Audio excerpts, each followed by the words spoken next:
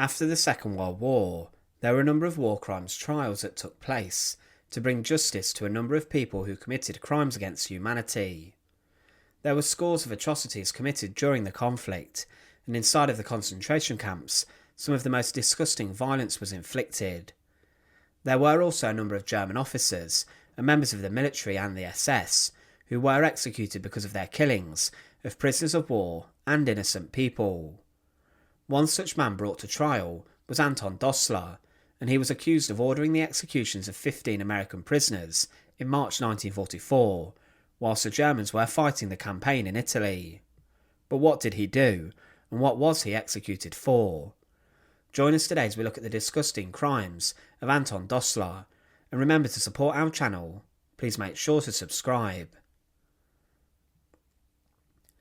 Anton Dostler had a long career in the German military, and he joined the German army in 1910 and served as a junior officer during World War I. But as the Second World War broke out, he remained inside of the military, and from 1940 was working as the Chief of Staff of the 7th Army. He was then given command of the 57th Infantry Division from 1941 to 1942, and then the 163rd Infantry Division. As time went on, he was appointed then as the commander of the 75th Army Corps for 6 months in 1944. He was then placed in the position as the commander of the Venetian coast, which is where he ended the Second World War. But after the conflict, Dostler was accused of being responsible for a war crime that took place in Italy. On the 22nd of March 1944, a party of 15 soldiers of the US Army landed on the Italian coast, north of La Spezia. They landed as part of Operation Ginny, 2 sabotage missions that were conducted by the OSS. Their main aim was to blow up railway tunnels that would sever the line of communication between the German army in central Italy. Their first mission failed, and then the OSS team had to abort as they landed in the wrong spot, but then a second attempt was made. The American soldiers were dressed in the field uniform of the US Army, and they had no civilian clothes. Their plan was yet again to blow up and demolish a tunnel nearby.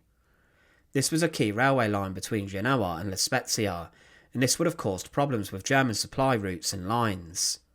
3 men wore paratrooper boots, and the others wore GI shoes, and they also wore knit stocking caps, and had their jackets on inside out, hiding any distinctive markings that indicated they were part of OSS. They were armed with Colt pistols and fighting knives, and 6 of them had Marlin submachine guns. But yet again the Americans had landed in the wrong spot, and it was discovered that they landed near to the village of Carpineggio, 2 miles from their landing zone and 1 mile from their target. They lost contact with the PT boats, and then the men went into hiding mode. They hid during the day, and then established contact with the PT boats the following night, before they tried to complete their mission. They hid their rubber dinghy boats and explosives and equipment under some trees, and moved up a slope until they found an empty barn. 2 team members the following morning went to find food, and an Italian farmer then saw them, and he agreed to help them. On the evening of the 23rd of March, the US boats were launched to pick up the men, but they ran into trouble and one was spotted on radar, and it was clear that the enemies of the Germans were on the coast. The men were forced into hiding again, and an Italian fisherman noticed the boats along the shore, and the authorities were then informed. 2 militiamen found the explosives, and then the German command were informed and a search party swept the area. But the 15 Americans who were in hiding in the barn were captured, and there were a few clashes with Italian fascist and German forces before they were captured, and then were taken to the German headquarters in La Spezia for interrogation. One of the soldiers did reveal the intention of the raid, and informed that they were to blow up tunnels to disrupt German supply routes. Now this information was then passed on to Anton Dostler, who was at the headquarters of the 75th Army Corps. He was told it was a commando raid, and then Dostler asked his superior, Field Marshal Albert Kesselring, who was in charge of the German forces in Italy, what he should do. It was said that Kesselring responded to Dostler by ordering the executions of the US soldiers, and then Dostler sent the telegram containing this order to the 135th Fortress Brigade. He outlined that the commando party was to be executed, as Hitler had issued the commando order that said that any enemy commando and saboteur taken prisoner should be executed immediately without any trial. Colonel Almers, who received the order, was hesitant to order the executions, and he asked Dostler again to delay the killings. Dostler then told him to carry out the executions as he was told, and 2 attempts were made further to stop them, but Dostler continued to force through the executions. Colonel Almers stated that he knew executing uniformed POWs was a war crime, violating the Geneva Convention, but the appeals he made were unsuccessful. On the 26th of March 1944 in the morning, the American men were executed while still wearing their US Army uniforms. They were marched and lined up by the Germans in Punta Bianca, above the sea on a rocky outcrop. They were then shot by a firing squad and were buried in a mass grave, which was then camouflaged and disguised. Each of these men had not been given a trial.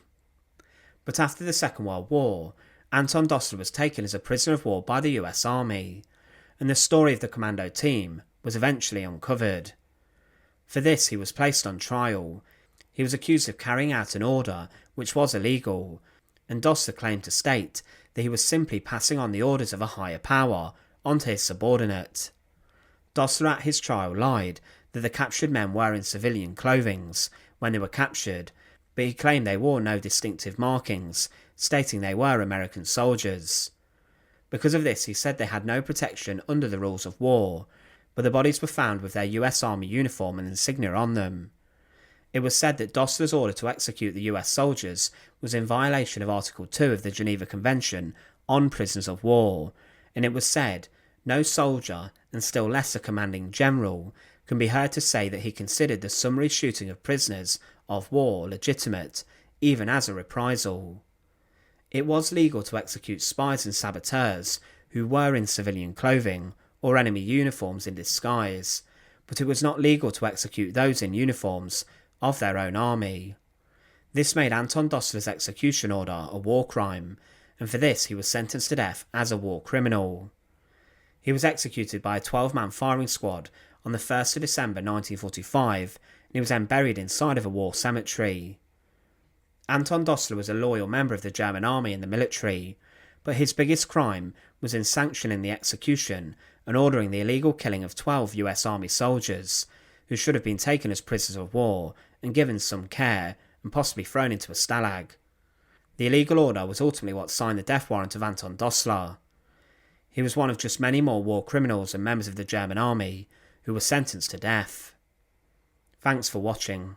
To support our channel, please make sure to subscribe, and once again, thank you so much for watching.